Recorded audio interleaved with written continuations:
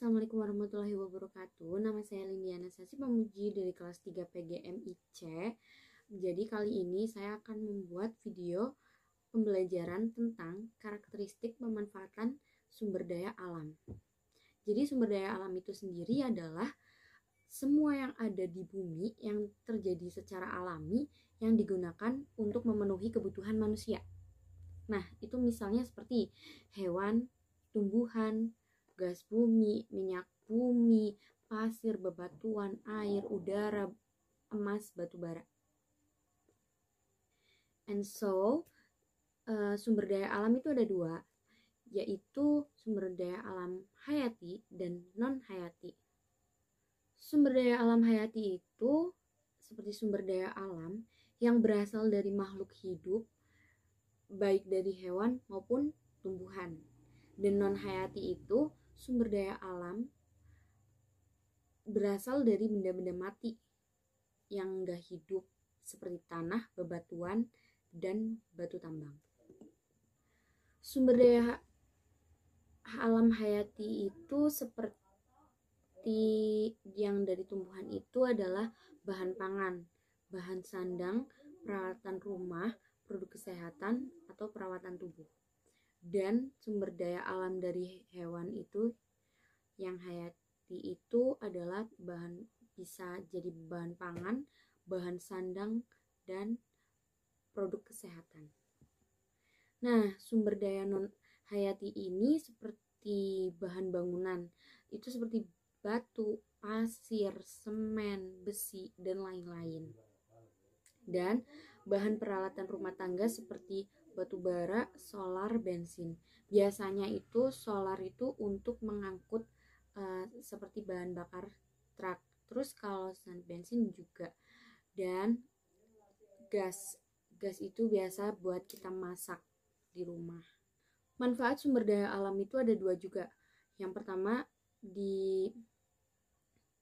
dirasakan secara langsung, itu seperti kayak hasil perkebunan, hasil persawahan itu, soalnya kita bisa memanfaatkannya itu langsung.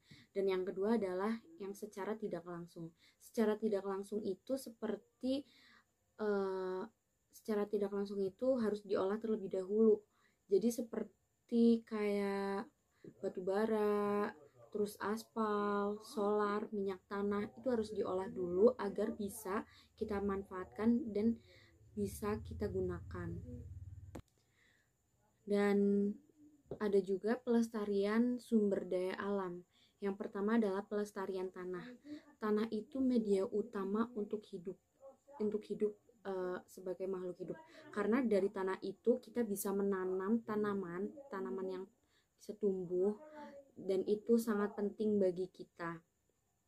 Serta di dalam tanah itu tersendiri terdapat banyak sekali zat-zat seperti batu bara, itu biasanya terpendam di dalam tanah. Dan yang kedua adalah pelestarian air. Pelestarian air juga tidak kalah penting bagi kehidupan kita, karena air itu sangat dibutuhkan seperti kita untuk minum, untuk mandi, berwudu, dan lain-lain. Yang ketiga adalah pelestarian hutan. Hutan itu sangat penting bagi kita karena hutan itu bisa menampung air dan bisa menahan tanah agar tanah itu tidak longsor. Dan ketika kita menebangnya secara gundul, otomatis itu bakal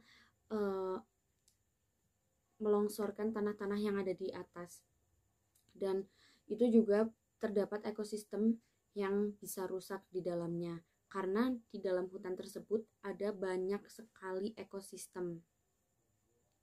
Yang keempat adalah barang tambang. Jadi barang tambang itu adalah sangat langka.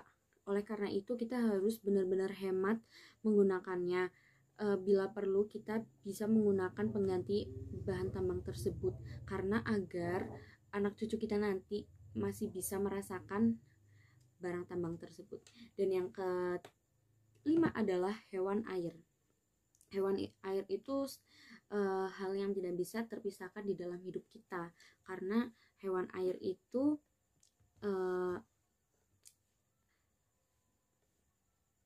untuk memenuhi kebutuhan kita juga. Jadi kita tidak boleh mengebom atau melistrik seperti danau, sungai itu nggak boleh, apalagi ngebom laut itu nggak boleh. Jadi buat kalian juga harus buang sampah pada tempatnya. Soalnya Indonesia adalah yang paling besar mentransfer sedotan plastik di dunia.